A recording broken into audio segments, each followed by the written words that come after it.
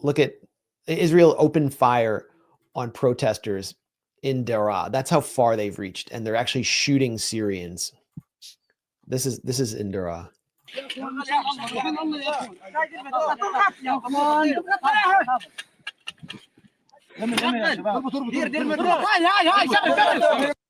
They've blown up the Syrian military, as we said, like all of its equipment, and openly now are acknowledging that they supported this insurgency in the south of Syria. Here's a former, who is this guy? Yigal Levin.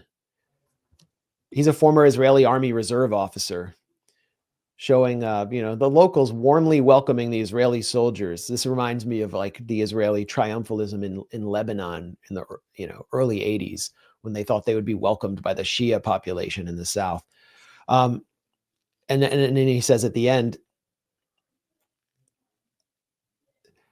the delivery of humanitarian aid and medical treatment was openly and officially acknowledged long ago, several years back.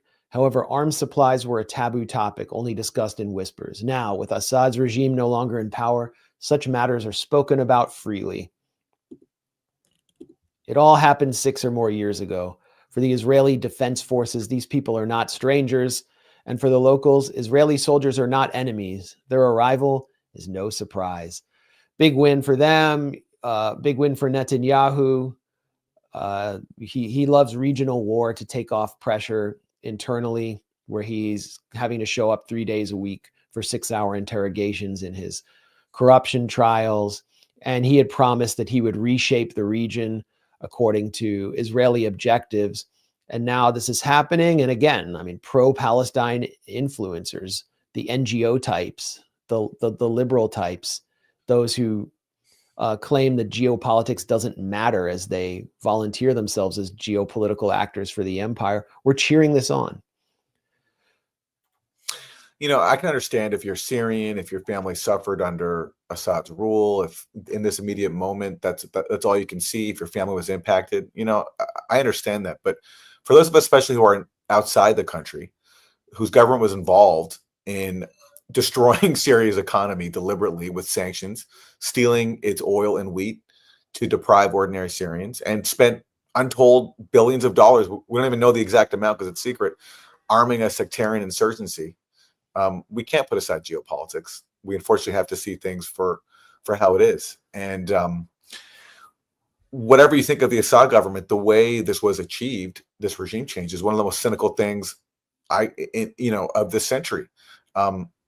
Who gave the U.S. the right to, get all of its allies, some of the wealthiest countries in the world, to spend their huge wealth arming a insurgency that, as we can see from who's leading Syria now, was dominated by Al Qaeda, and that committed countless atrocities. A lot of, like some of them are documented. Like Human Rights Watch did a whole report about one operation in Latakia led by Jilani's forces, where they wiped out entire families. It was sectarian mass murder. And as happy as people might be to see the end of the Assad government, if you've suffered under them, I mean, those crimes don't go away. And the fact that the U.S. was complicit in them, that also doesn't go away. And that agenda is still ongoing. And that's why the U.S. is now lifting their reward, their bounty on Jilani's head, is because he served his purpose. He served the purpose of regime change. Yeah, I mean, many people are happy also that maybe the economic war will end. Yeah, and they can live normal lives again. Absolutely. People might be happy for freedom of expression. And right now, people have freedom of expression in ways they hadn't before. It reminds me of Egypt in the interregnum, when the Muslim Brotherhood first elected government in 5,000 years, was allowed to enter office while the state just basically disappeared in a deliberate plot to spread chaos and turn the population against them and want the return of the old regime, but in a much harsher form, in the form of Abdel Fattah al-Sisi, who was, him and his generals and the billionaires who backed Mubarak were all, puppeteering the whole scheme. And Syrians are able to experience some freedom that they hadn't before. So, some of them are happy. So the ones that aren't, we're not going to really hear from them because they're afraid. They're deeply terrified, and horrible things are happening behind beneath the surface. But here's one group of people who are happy. This is the Chabad cult. These are Chabad cultists who are actually,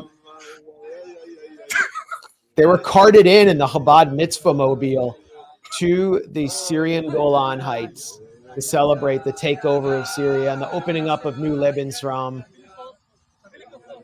They also were part of Operation Make Anti-Semitic Fantasies Seem Real.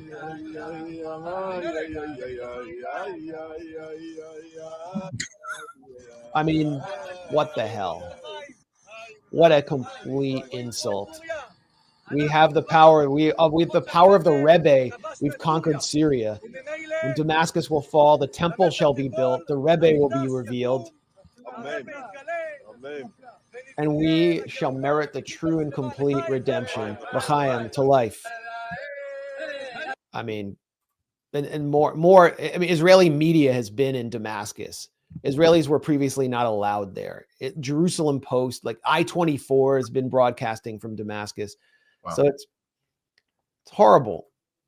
It's a horrible development for anyone who wanted to push back on Greater Israel. Greater Israel has expanded in ways that I never could have imagined this year.